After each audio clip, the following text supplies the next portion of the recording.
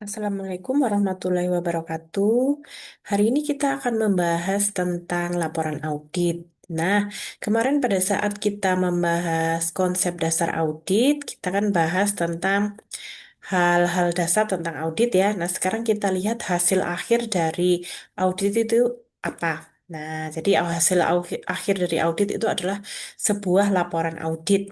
Nanti di pertemuan-pertemuan selanjutnya kita akan lihat proses audit dari awal sampai akhir itu seperti apa. Tapi sekarang kita lihat dulu apa sih hasil akhir dari sebuah proses audit itu. Nah, laporan audit itu adalah laporan yang berisi opini audit yang dibuat oleh auditor pada akhir proses pemeriksaan laporan keuangan. Jadi laporan audit itu adalah 1 sampai 2 halaman yang berisi hasil opini audit yang diberikan oleh seorang auditor. Nah, laporan audit itu terdiri dari pertama lembar opini auditor, yang kedua adalah laporan keuangan yang sudah diperiksa oleh auditor. Nah, kita lihat ya lembaran opini ini isinya apa saja. Jadi, pada laporan audit itu terdiri dari paragraf pendahuluan, tanggung jawab manajemen, tanggung jawab auditor, paragraf scope, paragraf opini, nama KAP, dan tanggal laporan audit. Kita langsung lihat contohnya aja ya. Paragraf pendahuluan itu seperti apa? Nah, kalau kita baca di buku Ernst yang versi bahasa Indonesia ya, di sini ada contoh laporan auditnya. Jadi di paragraf 1 tertulis bahwa kami telah mengaudit laporan keuangan konsolidasian PT Bekasi Asri Pemula Tbk dan entitas anaknya terlampir yang terdiri dari laporan posisi keuangan konsolidasian tanggal 31 Desember 2016 serta laporan laba rugi dan penghasilan komprehensif lain, laporan perubahan ekuitas dan laporan arus kas konsolidasian untuk tahun yang berakhir pada tanggal tersebut dan suatu ikhtisar kebijakan akuntansi signifikan dan informasi penjelasan lainnya. Nah, dari sini kita bisa lihat paragraf pendahuluannya ya, yang diaudit adalah PT Bekasi Asri Pemula. Kemudian laporan keuangan yang diaudit adalah 1 Januari sampai 31 Desember 2016. Kemudian ini adalah 5 laporan ya, laporan-laporan dalam laporan keuangan yang diperiksa oleh auditor. Nah, di sini nama KAP-nya adalah Cahyadi dan Tamara. Eh, di sini ada juga ya tulisan Morrison KSI. Nah, ini tuh biasanya headquarters-nya ya atau pusatnya yang ada di luar negeri gitu. Nah, afiliasi di Indonesianya namanya Cahyadi dan Tamara. Sama seperti kemarin pada saat kita bahas bahwa ada KAP Big Four, 4 KAP terbesar di dunia yang semua pusatnya ada di US ya atau di Amerika. Nah, semua KAP itu ada afiliasinya di berbagai negara, salah satunya di Indonesia. Nah, karena ada afiliasinya adalah KAP di Indonesia gitu ya. Jadi semua laporan audit yang dihasilkan oleh Cahyadi dan Tamara ini harus melalui proses pemeriksaan oleh pusatnya sana di Morrison KSI ya. Kalau ada sesuatu kertas kerja dan laporan audit yang tidak sesuai dengan standarnya Morrison KSI, auditornya di Cahyadi dan Tamara ini akan dimintai pertanggungjawaban oleh eh, pusatnya di Morrison KS ini gitu ya. Oke, jadi ini tadi isi adalah paragraf pendahuluan, isinya KAP itu sudah melakukan audit dan menyebutkan laporan-laporan yang sudah diaudit. Paragraf kedua isinya adalah tanggung jawab manajemen. Jadi kita lihat ya, apa sih tanggung jawab manajemen? Jadi manajemen bertanggung jawab atas penyusunan dan penyajian wajar laporan keuangan sesuai dengan standar akuntansi keuangan di Indonesia dan atas pengendalian internal yang dianggap perlu oleh manajemen dan bebas dari kesalahan penyajian material baik oleh kecurangan maupun kesalahan. Jadi manajemen itu harus menyatakan bahwa dia yang menyusun laporan keuangan dan laporan keuangan itu sudah disusun bebas dari kecurangan maupun kesalahan seperti itu ya. Kemudian dia juga nyatakan standar akuntansi keuangan tuh standar standar akuntansinya yang dipakai apa. Kalau di sini kan dia pakai SAK ya. Oke, paragraf selanjutnya adalah tanggung jawab auditor. Tadi kalau manajemen itu menyusun laporan keuangannya, nah tanggung jawab auditor adalah melakukan pemeriksaan, ya, menyatakan opini atas laporan keuangan berdasarkan audit dan auditnya berdasarkan standar audit yang ditetapkan Institut Akuntan Publik Indonesia. Nah, nanti di pertemuan selanjutnya kita bahas ya tentang standar audit. Oke.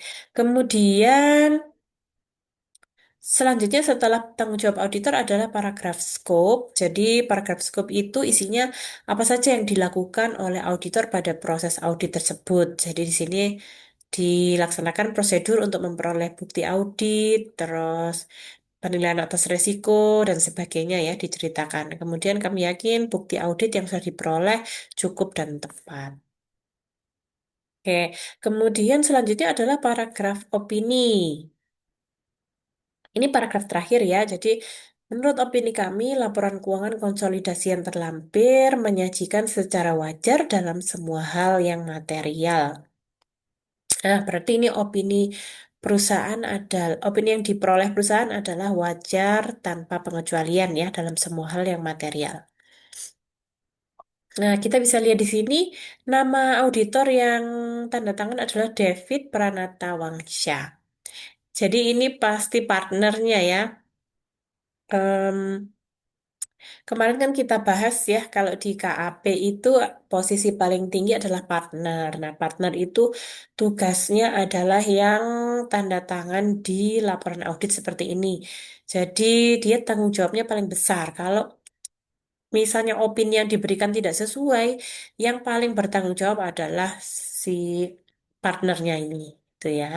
Nah, itu adalah contoh dari laporan audit. Jadi, format bakunya seperti ini.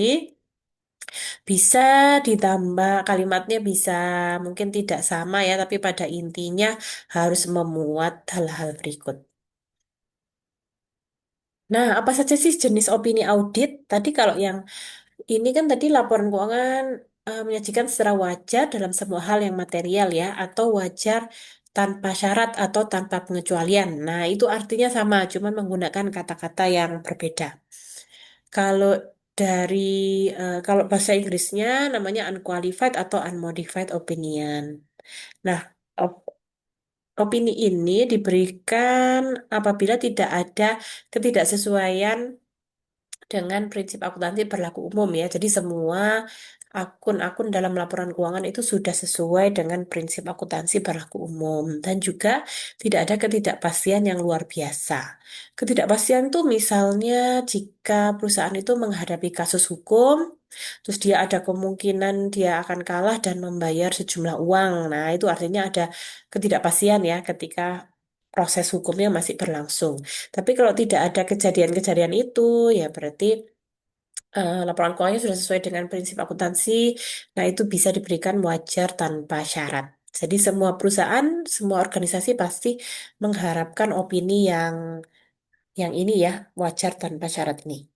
Nah, selanjutnya adalah opini yang kedua, wajar dengan pengecualian.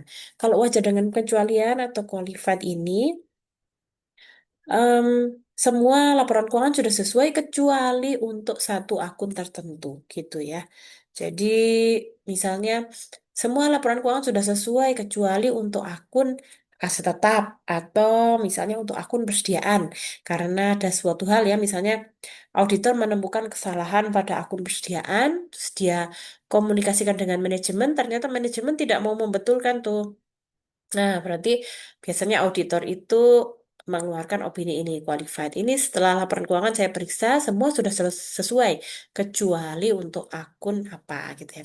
akun persediaan misalnya, atau dia tidak bisa melihat memeriksa dengan tepat satu akun tertentu gitu. Jadi misalnya dia periksa aset tetap, ternyata pencatatan aset tetapnya itu nggak karuan gitu ya, bukti-bukti dokumennya nggak lengkap dan sebagainya. Setelah ditelusuri sudah mentok nggak bisa diperiksa. Nah, auditor itu menyampaikan kepada manajemen bahwa ada hambatan ini untuk memeriksa dan manajemen tidak bisa memberikan bukti yang cukup sehingga auditor bisa memutuskan untuk memberikan qualified opinion. Jadi semua sudah wajar kecuali untuk akun aset tetap gitu.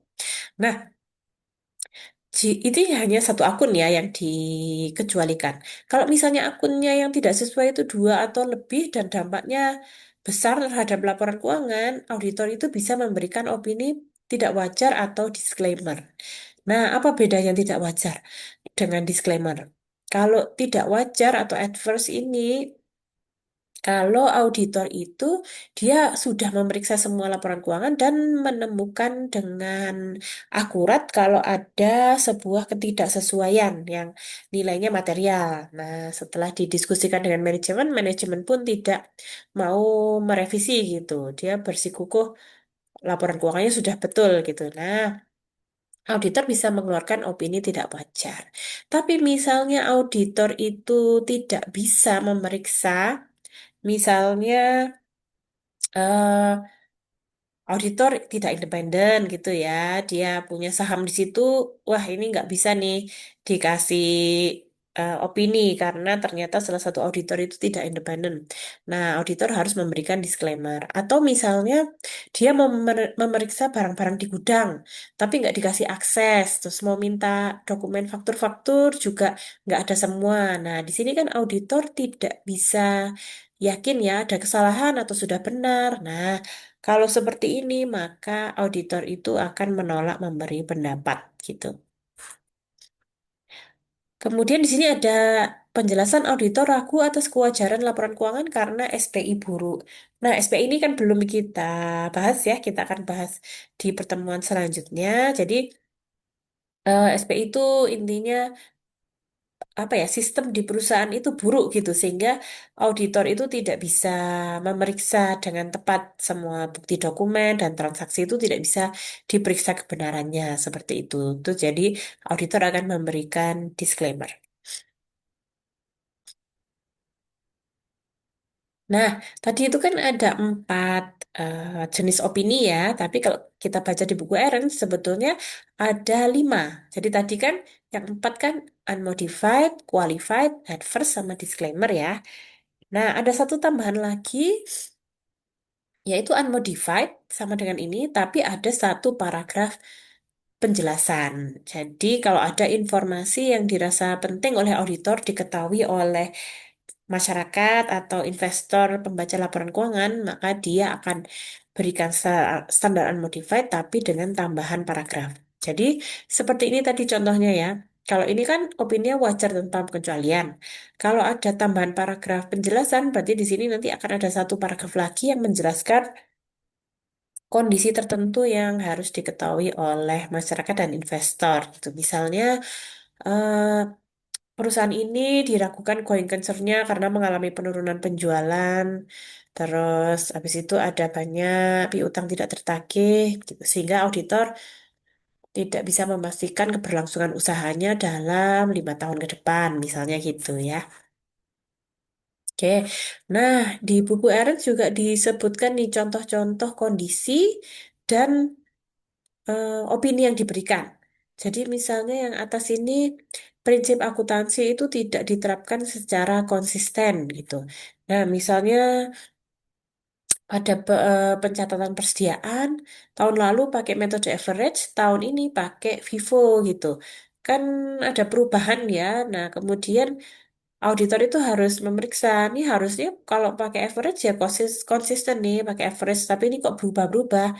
Nah, auditor itu harus mengukur bedanya kalau pakai metode Vivo dan average itu bedanya material nggak? Bedanya besar atau nggak? Nah, kalau misalnya tidak material, auditor tetap bisa mengeluarkan standar unmodified.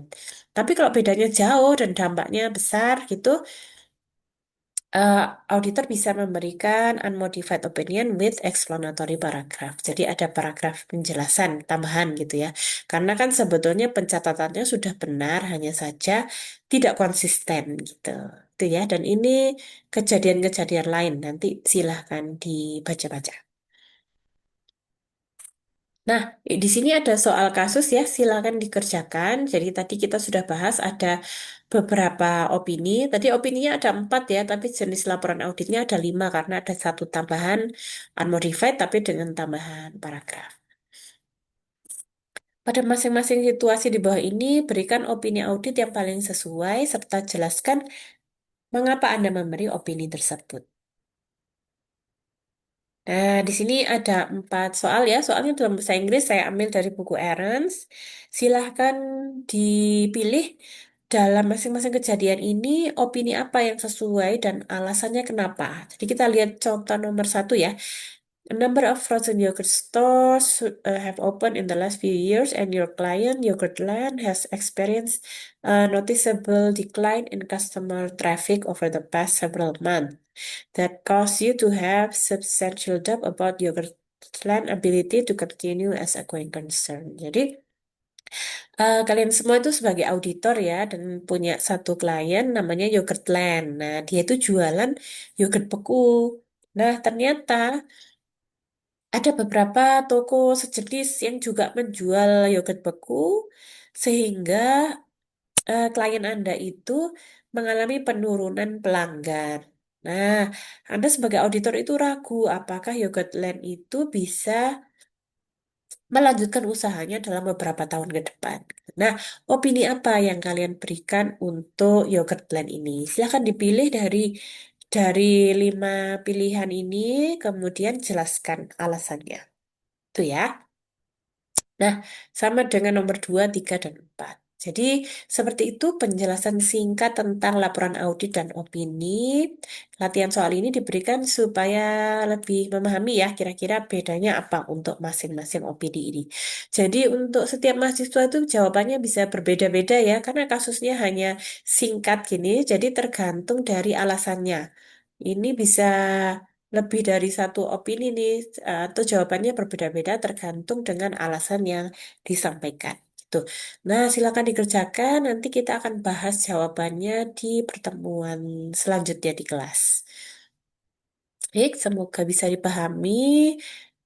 Assalamualaikum warahmatullahi wabarakatuh.